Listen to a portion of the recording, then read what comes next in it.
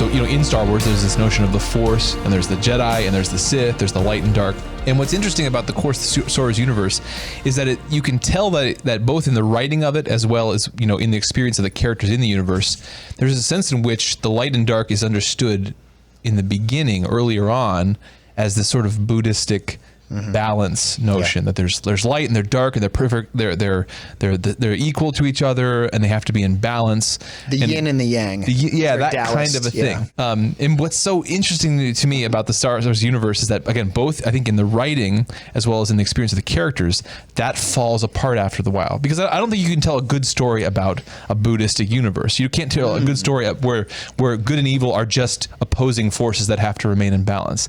That doesn't make for a real story. Interesting. You can't have a real hero when the universe is just about balance, And so I think a writer, even if they start with that conscious desire to make that part of their universe, what begins to happen, what begins to fall apart over time is that, no, evil really is evil, good really is good. And the hero really is called not to bring balance, but is called to persevere, is called to virtue, is called to love, is called to the goodness, the light. And I think, again, what's interesting is I think that you can see that over the arc of the trilogy of trilogies into how the writers, like, despite whatever their intentions were, it still ends up that the light is the light, the good is the good.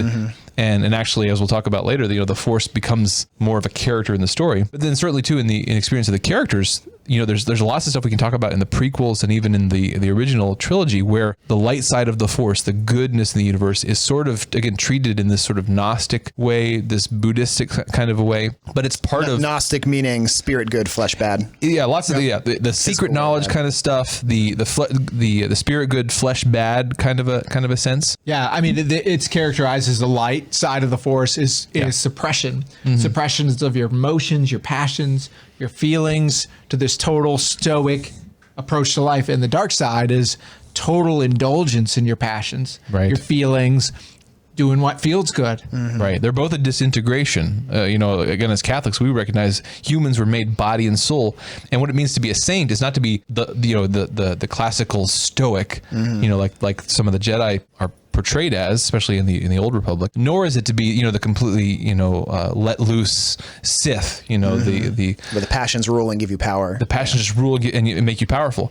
What the saint is one where the person is perfectly integrated. Their passions are guided by their reason. Well, and isn't that a kind of balance? Isn't that a sort of temperance, prudence? Well, again, Christian virtues? Is it a balance or an order? I guess it depends what we mean by the word. Augustine and Plato talk about the well-ordered soul, where you don't repress your passions, but your passions serve your intellect rationally. So my passions tell me I'm hungry, and my intellect decides, yes, it is a good time to eat, and I'm going to eat a well-balanced thing. Whereas if my passions rule my intellect, it's burgers and Krispy Kremes, and that's all I'm going to eat, to the point where it's unhealthy. That would be out of balance. And so the way you fix that is not by repressing your hunger, but by channeling your hunger in the right way. And so that's the well-ordered soul. That's the balance. So I agree with you. Like in Taoism and Confucianism, Buddhism, there's the more Eastern philosophies.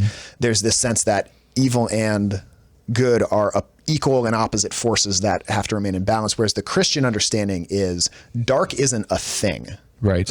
Evil isn't a thing. It's a lack of a good. So it's an absence. Yeah. So darkness isn't a thing. It's a concept we use to describe when there's no light.